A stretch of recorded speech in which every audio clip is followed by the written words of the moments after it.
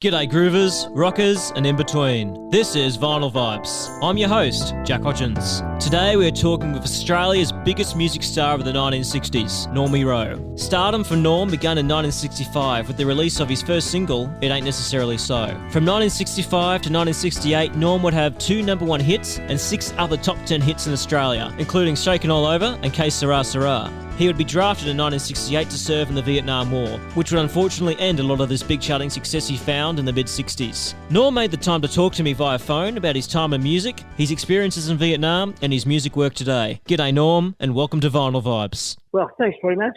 Vinyl, my God, what a resurgence that medium of music has had. People don't even know why it sounds so much better than crappy old bloody digital versions of their songs. Have you gotten back into the vinyl recently, Norm, or are you into more like the streaming, or what are you into at the moment? No, I don't. I'm philosophically against streaming. I don't think the artists get their proper rewards. The songwriters don't get their rewards, and I don't know. I just think it's a big business rip-off. Totally agree. And look, we will get into that a bit later. Thought we'd just start at the beginning to start with. You were born in 1947 in Melbourne, Victoria. Do you remember much about your childhood? Yeah, of course I do. I remember every day from the time I shot out the chute and said ta-da. From the earliest memories, I wanted to sing. My mum was a singer around the house, of course, because she never really had a chance to go on with a singing career because of the Depression and the Second World War. Yeah.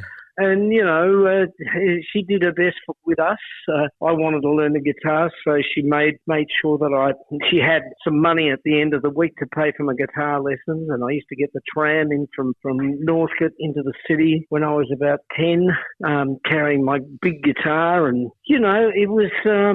when I look back at it, it must have been a big struggle for her, but she just wanted the kids to have whatever she and Dad could put together for us. It sounds like they were quite supportive then of your singing, of your music then? Yeah, especially Mum. Dad was really concerned because he was working in the woolen mills through the Depression and the Second World War, and he just said, look, if you don't have a apprenticeship or some sort of backup plan, it's not a good thing, because they watched a lot of men, especially who were trying to provide for their families, they were morally destroyed. And they wanted to make sure that we had a backup plan. But probably the luckiest thing I ever had was that I didn't have a backup plan, and I had to make this industry, this business I'm working in, work for me, which, I still do, and I have all my life.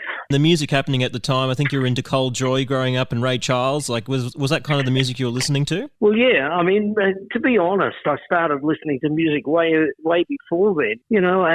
I used to listen to the early stuff from people like Sinatra and Sammy Davis, all those characters. But Mum, being a woman with a lovely female voice, would sing songs from people like Connie Francis, Kitty Callan, Come Down From Your Ivory Tower, just all sorts of songs. And I guess that's where we were sort of inspired as a family. I read that you went to a concert for Ray Charles, I think it was 1959, Festival Hall. I mean, do you remember much of that? Yeah, I do. I remember it really well because he inspired me so much. Just prior to that, I'd seen a gospel choir came to Australia and did a concert or a theatre performance called the Black Nativity, and it was all gospel music. And I said, oh my God, if that's the sort of music, if I could sing music, I want to sing like that. And of course, Ray Charles was a contemporary of the day, a contemporary musician who dragged out of the gospel area into jazz and swing and of course rock and roll, and had just that crossover thing effect. It was quite amazing. Around that same time, 59, maybe 1960, that you did your first performance at, I think it was at a music school, and you were 14. I mean, do you remember that performance? Were you nervous at all? Yeah. And, something, I've always been nervous because and looking back and analysing, because I am an analytical person. If you're not nervous, you're doing it wrong. I mean, it's really the drug we do it for, and we don't really need any synthetic input of any sort of drugs or alcohol or anything like that. Fantastic just being on stage. But I do remember it really well, and I remember Stan Rofe, who was the major DJ in Melbourne at the time, coming up to me and asking me if I had any desires to be a singer. And I said, yeah, that's all I want to do. And so I went into the radio station the following Tuesday. He invited me there. And then the following Saturday, I was up on stage at Preston Town Hall under his auspices and singing my rock and roll songs, largely gleaned from the music that Stan Rofe used to play on the radio. Do you still get nervous, like when you're going on stage even today? Yeah. Yeah, but I have a process I go through. I was talking to Brian Cadd the other day, and Caddy is the same. He has a process, and we were talking about Glenn Shorrock, and he has a process. I mean, we all have a way of approaching each show that we do, and I think we tend to play it through in our head, the way that we sort of suspect it will go. Definitely a great process to go through to get in the zone, I reckon. And, you know, you started going on a lot of local dances and in the 60s, I mean, what were those kind of like? Like in the early 60s, like dance halls, I think you were playing, like what were those like back then? Yeah, well, they were largely rock and roll dances. Actually, one of them, Preston Town Hall, the patrons, the people who came along week after week were largely the characters portrayed in the series Underbelly. Yeah. It was a pretty rugged experience, you know. But also, we were, as artists on the stage, we were not only left alone, but we were looked after because they liked what we did. So it was pretty interesting. But, you know, I mean, I looked up to people like Johnny O'Keefe and Cole Joye out of Sydney, but really, to be quite honest, Johnny Chester and Bobby Cookson and Colin Cook inspired me probably more than those people that the only way I could ever see them was on television, because I could actually go be on the same bill as those people that I just mentioned. And I, for instance, Colin Cook, I heard that Colin Cook did singing lessons. So I asked him if he would tell me who his singing teacher was, because I loved the way he sang. And he gave me the name of Jack White, and I went to Jack White's for, I don't know, maybe 2.5 years before all of a sudden we had hit records and we were out on the road. You mentioned Johnny Chester there, and I think it's important that we just mention, like, it was Johnny that actually got us connected together, and so a big shout out to Johnny, just for getting us connected today. Yeah, I've got to say there are two people in my life that I feel a minnow when I'm in their company. One is Johnny Chester, and the other one is Cole Joye, and they are both very important in my formative years. But I've got to say that they are still my heroes. We talked a bit about the dances you were playing, and I think it was while you're kind of doing that on the dancing circuit, backing bands, I think the likes of the Thunderbirds, but of course also the Playboys, and which came, you know, your permanent band. And so I'm kind of thinking, like, do you remember the first time you played with the Playboys? Well, the drummer came out of the Chessmen, Graham Trotter came out of the Chessmen, and the other guys came out of a band called The Imposters, which was a big rock and roll band. I think they had 2 or 3 saxes and keyboards, bass, drums, and a couple of guitars. And they were really, you know, thunderous on stage, very big. But you know, as things went on, they morphed into other bands, including, like I said, became the Playboys. What was it about them that you like, their playing skills and like the way they played that you liked so much to keep them on to keep them on as your permanent band? I thought I was lucky to be with them because they were so damn good. And when I hear back what we were able to put down onto record, they were an exceptional band, the Playboys. They were very different. I think they were probably a little bit more musical than a lot of the rock and roll bands. Most of the rock and roll bands just played straight out rock and roll, but the Playboys did some things. For instance, their own instrumentals. They dabbled in the classics like Sabre Dance, Exodus, The Breeze and I, and a whole lot of stuff. And they turned those songs into really incredible things. And people there's been a great demand for those records from the UK because they love the 60s music of Australian musicians. High school comes to an end and you start working at the Postmaster General's Department, I think it was called back then, and as a trainee technician. Yeah. I mean, were you still playing irregular gigs even though you had that kind of job on the side going for you? Well, the gigs were on the side apparently, but not from my point of view. I did a pretty good job of both of them. But it came when the Beatles hit and you had to have long hair to make any mark. They asked me to leave the PMG because you couldn't have long hair and be a technician. Still puzzles me today. But, the decision was mine. I decided to leave, and I've never looked back, really. Yeah, definitely the right decision. And I said, as I said before, I never had anything to fall back on. I had to make it work. Why do you think they didn't like long hair back then in the 60s? Like, do you have any idea as to why that was? Well, I could say a lot of different things, but I just think it was, they were coming out of the Second World War when all the soldiers were coming back and they all had short hair, and it was just a rebellious sort of situation which went on through the 60s and the 70s, I guess, and the 80s. Of course, after the Postmaster General's Department, after you left that, how long roughly was it until you got signed to the Sunshine label? Because I think you went through EMI at first and they didn't want you, and then you were still playing on television and all that. Yeah, take me through those times. Yeah, well, it wasn't a very long period of time, I've got to say. It was only maybe 18 months to 2 years before we were signed, but that was purely and simply because of the following that the Go Show built for us. We became more and more sought after by the kids who watched the Go Show, and of course that ended up going right across Australia, and it exposed what we were doing to the rest of the country. And exposure is the key to everything in the music industry. Your first single, It Ain't Necessarily So, came out. Do you remember much about the recording of that song? Like, was that the first time you were in an actual recording studio, like recording a song? No, it wasn't, because we used to record a lot of stuff for the TV shows in the 60s. Yeah. Because the mixing desks and all that sort of stuff in the TV studios just weren't up to scratch. So we'd record the backing tracks, perhaps maybe even some of the vocals, and we would lip sync to that. But I would have thought lip syncing or miming was well and truly left behind. And let's get somebody who can actually sing live. I saw a clip. I saw a clip of Cat Stevens yesterday. And I thought, he can still sing, he's there and he's still singing. I just wonder if some of these people, Miley Cyrus and Taylor Swift, will be singing when they're in their 70s and 80s. Taking it back to the 60s when you guys were recording, I mean, do you remember much about the recording of It Ain't Necessarily So? Like the actual recording of it? Absolutely. I walked into the studio.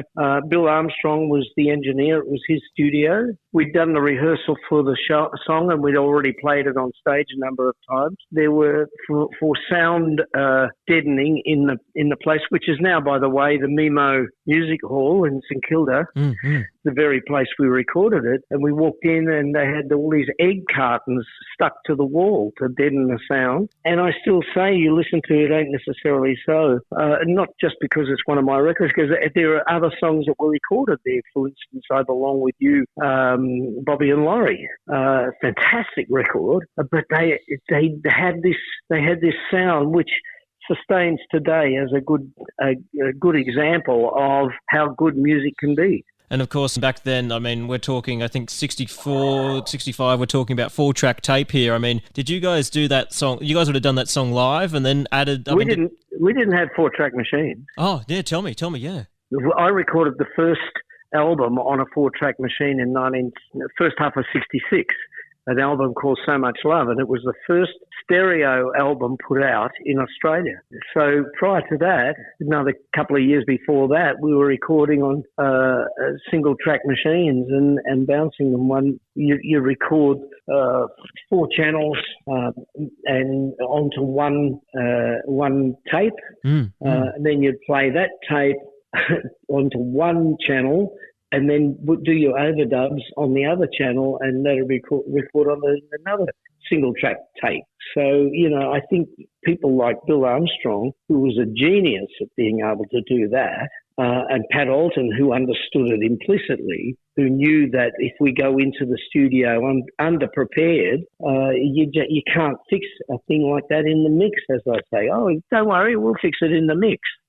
You lose a lot when you try to do that. I'm guessing a lot of those early tracks of yours were pretty much just done live then? Yeah, pretty much, right, yeah.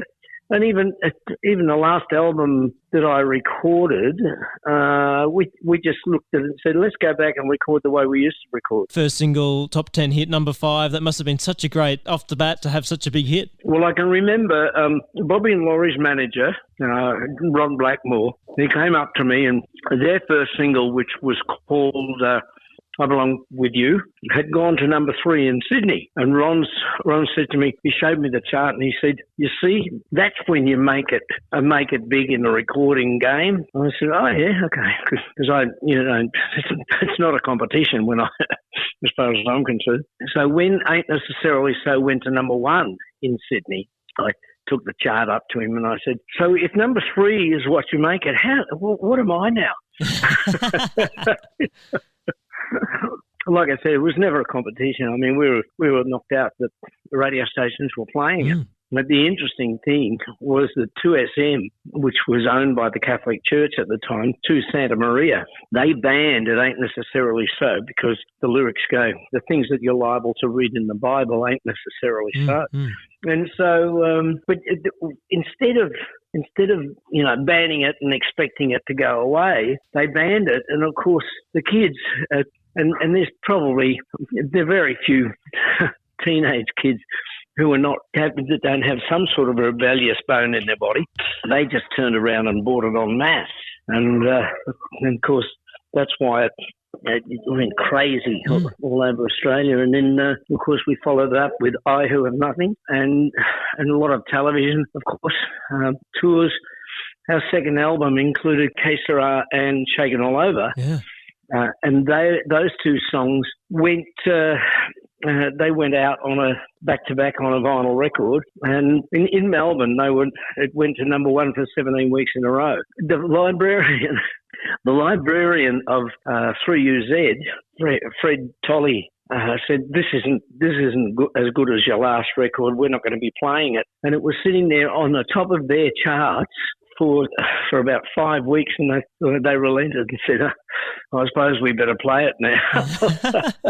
It's really funny because nobody ever really knows what's going to be a hit and what's not. You just try to make a good record. Yeah, it's a great doctrine to have. And in saying that, like Que Sera, I mean, listening to the Doris Day version, your version's clearly very different. And I'm just kind of thinking, how did you reimagine, that song? How did you take it from like a sing-song from the early 50s to this, powerful hit in 1965? I would love to be able to say that was my reimagination, but it wasn't. There was a group in America called the High Keys, Keyes, and they were sort of like African-American stroke Latino group, and it had quite a lot of, have a guiro on it, that thing, and it had the whistle, which is that sort of deal. And I fell in love with this song straight away. And it was when I had it in my possession, and I played it incessantly for 2 years before I even recorded Ain't Necessarily So. And it took a long time to convince the guys in the band that it was worthwhile recording. And then when we got into the second album, which was called Normie Rowe Go-Go, we were running out of songs to make a complete album. And I said, well, what about Shakin All Over? Because that always goes over very well with the audience. And they said, oh, well, Johnny Chester's already done that. I said, yeah, I know he's done it, but, song doesn't have to die because somebody's done it once and it's not going to be done again. Yeah, so we did Shakin All Over, and then I said, and what about Que Sera? Oh, not that old thing again. So we ended up rehearsing it into the studio, knocked it over, and I think both of them we did pretty much. We put the backing tracks down and just one take of the vocals, and that was it. So. You know, I think we were pretty rehearsed by being on the road. I mean, we were doing 6 shows a week and travelling all over Australia. We did that for almost a year straight. We did 6 months, came back into Sydney, recorded the second album, and then went out and did another 6 months of one-night stands, a different place every night. Yeah. So we were pretty well rehearsed when we came back in and made more records. As someone like yourself who's been in the music industry for so long, I mean, reflecting on all those, like looking at all those changes that have happened today, I mean, like how would you describe the industry today in Australia? I mean, like the Australian music scene, because I mean, like places are closing down, like that you can play at. I mean, music is, you know, you mentioned streaming at the beginning of the interview, like that's really affected the music scene. I mean, how would you describe it today? Well, I just think as far as Australia is concerned, you know, we're still the poor cousin now because we're not allowed to make the inroads that Americans are allowed to make into. I mean, that stupid situation with Taylor Swift, where everybody's got, you know, 7 screens trying to get a ticket. You know, I think that they should be stopped from coming to Australia. Until they realise that, you know, you can't go charging $1,000 for a ticket to see somebody from a mile away, and perhaps, like some of them, they come over here and they're lip syncing, they're miming, they're not even singing live. It's not even a live concert. And they're using backing tracks, and what's the point? Might as well stay home and watch them on TV. Yeah, get a better view. Yes, I've got to say, I couldn't go and watch the Elvis movie. I started to watch it at home for a little minute, and I thought, this is not the way it happened. You know, and you just get all this, all the pizzazz. They tried to redo Young Talent Time, and they missed the point completely. You know, and John was devastated. John Young was devastated because the channel and some English production company took over and just destroyed the whole concept about it. They didn't get it at all. When money comes into it, it's like sport. When money comes into it, the reason for going to see it drops away. Yeah, I think you mentioned something great there when you said, like, just because someone else has recorded it doesn't mean you can't record it. And I mean, why I mentioned that is because, you know, your version of Shakin All Over, I think really, like, I've listened to the original with Johnny Kidd and the Pirates, and it's great, you know, but your version, I think really, like, sonically, like, there's just so much more sound on your version, and I think you really took the song to its full potential. Would you say that's true? Well, I wouldn't say that I did. I would say that the Playboys did, and I've got to give them most of the musical credits for just about everything. I pushed for invention. I pushed for more rehearsal. I pushed for a lot of ideas when we were in the recording. Why don't we? Can we do this? Because I didn't know the technology of it. And talking to people like Pat Alton and the engineers that we work with, you know, especially with somebody like Bill Armstrong, you started to get to know. And even with my most recent recordings that I did in Melbourne, I was talking to Ernie Rose, and I said, you know, can we do this, such and such, such and such, and we use something to trigger another, and maybe a synthetic bass line or something like that. They said, yeah, that sounds like a good idea. And it's just really a matter of, that was sort of my input. Musically, the Playboys had their input, which was always really good. And when I listened to some of the stuff that they recorded that weren't necessarily even backings to my stuff, they were an extraordinary band. They did their own instrumentals were phenomenal things. I've just been listening to one called Saber Dance, I mentioned before, and the rhythm guitar on that is monstrous. It's amazing. I don't know how. It's a matter of having incredible twitch muscles or whatever they have in sports. It was the same sort of thing, you know. I can't even go as fast as John Cartwright was playing it. was incredible. Great record. Like when you were in the studio recording these songs, like were you like performing the song as you would like live? Like were you moving around the studio room, or were you just kind of in one place? Like how did you go about that? You were always in front of the microphone, and the engineer would know the best place to place your actual voice, whether it was close in or you're a bit further away or slightly off mic, or he would always know, as long as we had good engineers, and I guess you still had to be close enough to the microphone, of course. Yeah. But so having said that, I think emotionally you're performing. By the time that double A side came out, that was the biggest selling record, I think, in Australian history at that point. I mean, how did you deal with that fame that came along with that? Like, how was that for you? I think we were too busy to even consider, the runs on the board, if you like. I think that we were just basically living day to day. We'd get up in the morning and drive off to the next town. We'd get to the next town, check into the motel, immediately start setting up for the show, go back, have a shower or whatever, get ready for the show, come back in, do the show. I'd go to bed early enough to be able to get up at bright and early in the morning and get on to the next town. And we didn't have time to consider any of that other stuff. And in many cases, it's 20/20 hindsight. Did you get the, so to say, the Beatles treatment? Like, did you get like the Screaming Girls and all that kind of thing? Oh, yeah. But, we were riding on an incredible wave of popularity with not only the stuff that was coming in from the UK and America, but the stuff in Australia. We were there was a huge amount of popularity created by the TV shows of the day. And, of course, the kids see you on TV, they want to see you live. And it was terrific. There was just so much success that you were having in Australia. In August 66, you left for the UK. Like, take me through, like, was that because you wanted to make it big over there? I think that was the obvious step, but also I think my management was a bit concerned that I might be called up and put into the Australian Army, sent to Vietnam, and you never know what happened after that. But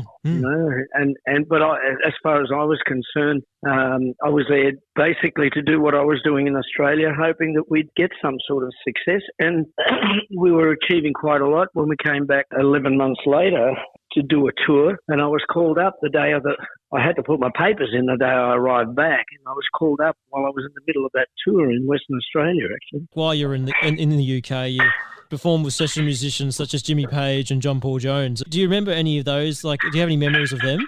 Yeah, of course.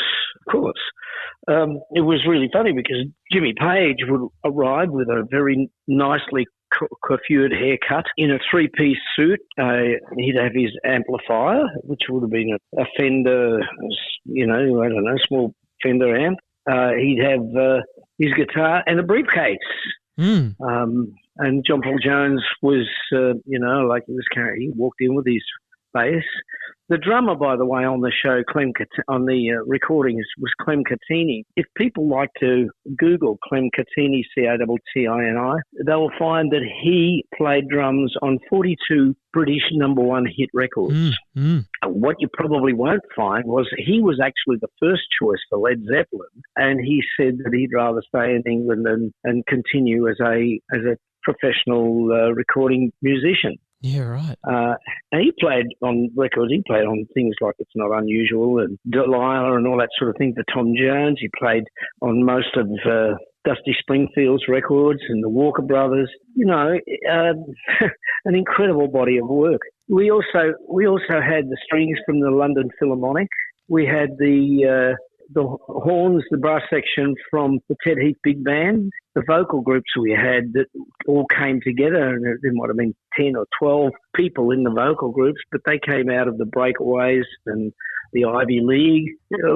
We're just recording with the best people in the UK at the time. In saying that, did you find that the studios in the UK were different to the ones in Australia? Like, was there any difference there? They were about, I reckon, about maybe 3 or 4 years in advance of what we were doing in Australia. We just started to use multi-track recording in Australia, but they'd been doing it for a while. We weren't that far behind with the equipment we had. We were a bit behind with being practiced at using that equipment. Because you went over there to kind of, get some charting success in the UK. And I mean, did you get any charting success over there in the UK? Yeah, we did. Ooh La La was in the top 10 for quite a while. Then we had to release It's Not Easy because it was big in Australia. So that was released. And that was getting some traction when we had to leave and come back for that tour. We were, when I say we, I mean the Playboys and I, were touring. We toured with Gene Pitney. We toured with the Trogs. We worked in various venues with the Small Faces. We knew lots and lots of people. I was going to nightclubs with people like Kiki D, and I knew Madeline Bell, who was one of the singers from Blue Mink, as well as the backup vocalist for Dusty. Yeah, I mean, we were making headway. We were doing well and sliding doors, I suppose. But,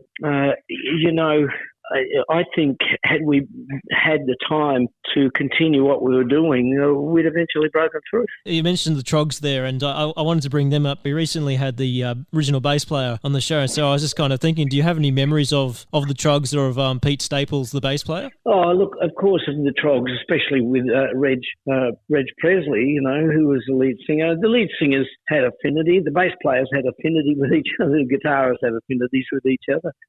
It was really interesting.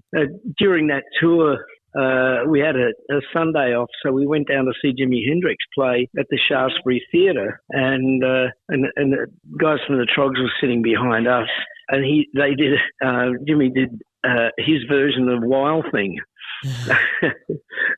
And it blew the audience away, and the guys were going, "Oh, dude, we don't do our own record that good." And then at the end of just before he played his last number, he stopped and started tuning his guitar, and then he said, "I tune because I care." And we thought, well, that's cool, because before that, you wouldn't dare stop a show just to tune your guitar. But Jimmy did. And so second last song, he tunes his guitar, goes into All Along the Watchtower, and in the middle of that, he sets his guitar on fire. Right.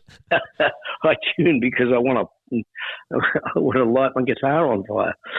It was hilarious. You got back to Australia, in Western Australia, and that's when you kind of got drafted. I mean, that must have been, how was that moment for you? Because I couldn't imagine that being a particularly great moment at all. I was in Kalgoorlie. I got a call, and it was a member of the press gallery. And he said, "How do you feel now that you've been called up?" And I said, "Well, as far as I know, I haven't." And he said, "Well, you have. How do you feel?"